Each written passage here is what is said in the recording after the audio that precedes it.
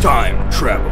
One of fiction's most beloved concepts that allows for epic thought experiments like getting slapped in the face, then spending years traumatized till you finally decide it's time for payback, so you go back in time, track that son of a gun down and get your sweet, sweet revenge. Endgame. Cinema's second highest grossing movie that fans spent 11 years anticipating, devouring so many minutes of screen time over and over again till we finally get our epic payoff with time travel. Loki. The show that expanded on this highly intricate story mechanic and answered none of the really important questions like: how did future Nebula not stop existing when she shot and killed past Nebula? What the hell did Banner even talk about? Where'd that rat come from? We need answers! And we'll get them. Probably. Maybe. We'll see. So this one's about time travel in the MCU. And I know what you're thinking. You want to talk about Loki now, don't you? Talk about timeline pruning and Tom Hiddleston's weirdly sexy haircut. But not today, because we get a whole lot of ground to cover, which is why we'll start with Endgame today and do Loki next time, and then maybe Multiverse of Madness. So join us on our epic journey to the road to the multiverse! Hashtag MCU to MCM. Roll the intro!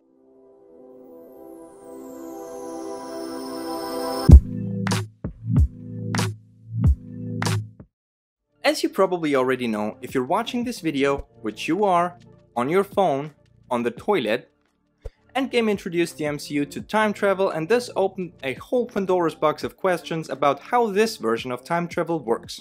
Now, time travel just so happens to be one of my favorite story mechanics ever, and the MCU introducing it during Avengers Endgame, coincidentally also one of my favorite movies ever, gives me one heck of a great excuse to talk a bit about time travel in the MCU and how it works. First off, time travel is a well-known concept by now. A lot of movies use it, and it usually works something like this. You go back, you change something, the future changes, and profit. Hopefully. What makes it also interesting, besides, the endless amount of possibilities it introduces, is the different variations that come from specifics. Like, do we have one linear flow of time? Do we work with time loops? Or do we have branching timelines? Or something else entirely? This can lead to all kinds of outcomes, which can make for some great storytelling, but also leave viewers with some head scratching and wondering afterwards, how'd that work again? Did that make any sense? Followed by 1,000 YouTube videos explaining how it does or why it does not make any sort of sense whatsoever.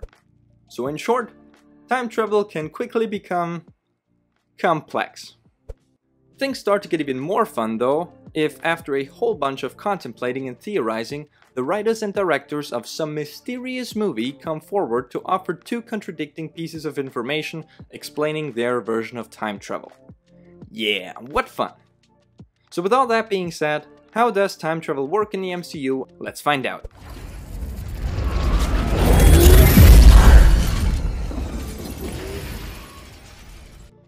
For as heavily featured as time travel is in the movie, there are actually only 4 scenes in the whole thing that tell us how the mechanic works in the MCU. First we have Scott, who tells us that time works differently in the quantum realm. Now on its face, that line pretty clearly defines the quantum realm as the MCU's quote-unquote time machine. So far, we know this about the quantum realm. Our heroes can access it by shrinking, but rather than the quantum realm just being the place where you go when you're really, really small, it acts as its very own dimension, separate from the quote-unquote normal-sized space in which everybody usually hangs out. And much like another MCU dimension, the one for example where Dormammu is from, time works differently there, suggesting to Scott that the dimension can be used to travel through time if one would only know where the heck to go to enlarge themselves again once they're down there. Because so far we know we can access the quantum realm via shrinking with Pym particles, but we wouldn't know where we would end up inside the quantum realm, and we also wouldn't know where to go to enlarge ourselves again once we want to exit it. Here's where the quantum tunnel comes into play, since it makes it possible to enter the quantum realm at a specific location and also exit it through the same tunnel back to where we came from. But if we want to use the quantum realm in order to travel through time, how could we know where to go? And this is where Tony and his quantum navigation wristband come into play. Speaking of Tony, let's take a closer look at what he had to say about the time heist. Quantum fluctuation messes with the Planck scale, which then triggers the Deutsch proposition. Can we agree on that? So, if you're anything like me, that line just flew right over your head. but a quick trip down the local library shows that there's actually a whole bunch going on here. The Deutsch proposition. Oh my, this is gonna be fun. Are you sure about that? Okay, so David Deutsch is actually a real-life scientist. There's nothing in my work that is generally known as the Deutsch proposition. Well, great. What a payoff. But wait, hang on, this is actually still relevant. See, even though none of Deutsch's work is actually referred by that title, he has still published a whole bunch of thoughts about time travel. Specifically, time travel through the lens of his field, quantum mechanics. That's right, we're going there. To understand Deutsch's view on time travel, we first need to understand another concept. The many worlds interpretation. Put simply, the many worlds interpretation follows once you're done wondering what happened to Schrödinger's cat. By the means of superposition and quantum entanglement, the cat itself is in a state of superposition, being alive and dead at the same time, and by the time we check if it's still alive, this state of superposition will collapse and we will find us in either one of the possible outcomes. The many worlds interpretation now suggests that both states are equally real and exist at the same time, since the timeline of the universe has been split into two, resulting in one reality where our cat is still fine, and one where our boy Urban over here has one shitty day. And if you're wondering, no, you really don't have to understand all of this fully. It's just a fun topic to think about, and there's so many good videos out there doing a way better job at explaining this than I ever could. The only thing that we really need to know about the many worlds interpretation is that the timeline constantly splits. And this is also where the real world concept most likely diverges from what we believe the MCU is going for, since Feige tends to keep things simple. As it seems, the MCU consists of one sacred timeline that is important to us, and there are branches that grow out of it which serve as alternate universes. These branches can be created naturally, or by going back in time, as we will see. We don't know how many branches there are in total, but we do know that, at least for now, only a handful of these branches are important to us. This is where our Loki video will expand upon. All that being said, you can see how this interpretation of reality still really doesn't have anything to do with time travel, but it does introduce the ability for a timeline to split, resulting in two almost identical but independent universes existing parallel to each other. And here's where Deutsch comes into play. He argues that under the many worlds interpretation, the problems of time travel wouldn't be problems at all anymore. See, in most time travel stories, the protagonist travels along a single timeline. This invites, for example, the grandfather paradox, in which you go back in time to kill your grandfather. But if your grandpa is dead, he can't hit the sheets with your grandma, which would mean that one of your parents, and by extension you, wouldn't exist. But if you wouldn't exist, you also wouldn't be able to go back in time to kill your grandfather in the first place. This would mean that you would exist eventually, making it again possible for you to kill him, which would mean that you wouldn't exist, which would mean that you would exist, which would mean that you wouldn't exist, which would mean that you would exist, which would mean that you wouldn't exist. Which would mean that hello there, Chris here, from another timeline. See, this guy is kinda stuck, which is why I'm gonna take it over from here. Suppose you'd go back in time to kill your grandfather. So what happens? Well, first, your grandpa would die. Rest in peace. This would again result in your father never being born, which would prevent you from existing. But wait, that you, that now will never exist, is in fact not you. At least not literally. It's a version or variant of you. It's also not your past. Your past self is still safely chilling on the original timeline sharpening their knife. You just prevented a version of yourself from existing on this timeline, the new one, created by you once you went back in time. But you still exist and will continue to do so. No problems or paradoxes whatsoever. Okay, so this is basically what Stark means when he talks about the Deutsch proposition. Now that we know why the MCU is dealing with branching timelines, we can move right on to the next one on our list.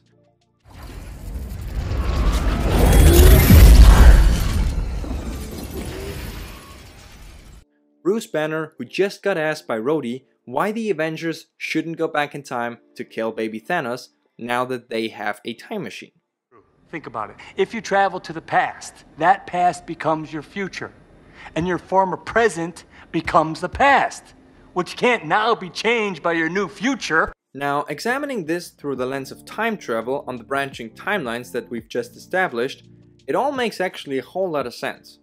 Say you sit in your lab at 1 PM and make yourself a sandwich. You take your time, and so by 2 PM, you have finished your creation and start your feast. At 3 PM, you decide that this was the hands down best sandwich you ever had, so you come up with a scheme involving time travel to go back in time and have it again. Traveling back to 1 PM, you create, of course, another branch in time. Now your past, which lies in the original timeline where you made and ate the sandwich, lies ahead of you in the future. On your new branch, the version of you already existing is right there in the process of making the sandwich just like you were. If you wouldn't interfere at all, chances are the other version of yourself will act in the future just like you did in your past. But that's not why you're here. You want the sandwich. So being the cheeky bastard you are, you patiently wait till 2 PM just to snatch that delicious son of a witch right from under your eyes of your other version. You treat yourself to your second sandwich. You can have it now. After all, from your point of view, assuming the time travel itself took no time, you waited another hour and thus are hungry again. The other version of you goes out empty-handed. But because this other version of you is in fact not you, but another version of you, the snatching of the sandwich happened to them and not to you. So even though you went back in time to steal a sandwich from yourself, you ended up having 2 sandwiches instead of none, because you cannot change your own past. You can change what happened in the past, but because the time traveling itself creates a new branch upon arrival, you can never really change your past. Just the present of a different version of you, the version that came into existence with the branching of your original timeline. Following this logic, it also becomes quite clear why killing baby Thanos wouldn't have worked. Because again, if the Avengers went back in time to kill him as a baby, they would have killed the version of him on the new branch, not the one that will eventually grow up and snap away half the universe. On the new branch, there of course wouldn't be any Thanos around anymore, but on the branch where they came from, nothing has changed, because you can't change your present by changing the past, because you can only ever change the new one and never your past. By the way, this is also the reason that Nebula was able to kill her past version of herself without ceasing to exist. Because again, she didn't kill her past self, but rather a different version or variant of herself. That just so happened to be from the past, but also from a totally different timeline, so it really doesn't matter anyway. Okay, so I feel like by now we've established a pretty solid understanding of how time travel works in the MCU. If you followed everything so far, great job. Treat yourself with a cookie. You deserve it. If not, first off, thanks for still hanging out with us, and second, get that cookie anyway. Cookies are awesome. Alright, by the looks of it, we only have one more conversation to cover to fully understand what Endgame tells us about time travel. Let's take a look. The Infinity Stones create what you experience as the flow of time. Remove one of the stones, and that flow splits. And we finally found it. A point of conflict. So by now we've defined that time travel creates new time branches. But what the Ancient One suggests here seems to go against that, since she sort of implies that only the removal of an Infinity Stone will lead to a split of the flow of time. This once again brings us back to the question about the creation of time branches. So here's the thing. The short answer is, we don't really know what needs to happen for a new branch to exist. The slightly longer answer is, either the MCU's timeline strictly behaves like what the many worlds interpretation and by extension the so-called quote-unquote Deutsch proposition describes. This would mean that the timeline does indeed constantly split since every possible change triggers a new branch. For all the philosophical implications that this would have, just take a look at these guys. But notice that even they are staying as far away as possible from time travel, because in a universe like this, things get complicated fast. So this is why we have a second option. A time branch is created if a certain condition is met. Now what that condition is still something we don't know, but what we do know is that time travel itself, for example, also creates branches, because of what Banner told us earlier about the grandfather paradox. The fun thing to mention here is that by the time Steve brings the stones back, his arrival will trigger the timeline to split once again. So technically speaking, there would still be the timeline where he didn't show up to return the stone. Remember back in our sandwich example, after going back and creating the branch, there was also a timeline left where you didn't show up from the future. It's the one you came from. And the same goes for Steve. Even if he goes back in time to return the stone, his arrival there would just create another branch, meaning that again, in the timeline he came from, there is still no stone. So where do we go from here?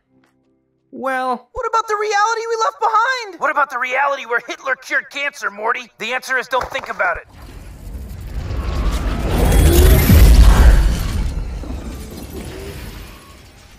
This brings up the question of whether he, after returning all the stones, spent his well-deserved retirement with Peggy in the main MCU timeline. So I think it's pretty clear by now that this is just not possible with the movie's logic. If he would have been in the same timeline all along, it would not only cause a lot of problems like the grandfather paradox, which can't happen, but it would also raise a bunch of questions that a lot of people have already pointed out. Steve would essentially let all the bad things play out just the way he knows they will play out, which doesn't really sound like the Cap we all know and love. Plus again, it's pretty clearly set up that the arrival in the past creates a new branch, so that's where he must be. For one, it answers all the questions regarding Steve's inaction throughout the MCU's history, in that he just simply wasn't in the timeline that we followed all these years. So sorry Marcus and McFeely, as much as you guys have nailed it when it comes to pretty much everything else in this movie, this is most likely not Steve. Even if you guys thought of him being that when you wrote his fate.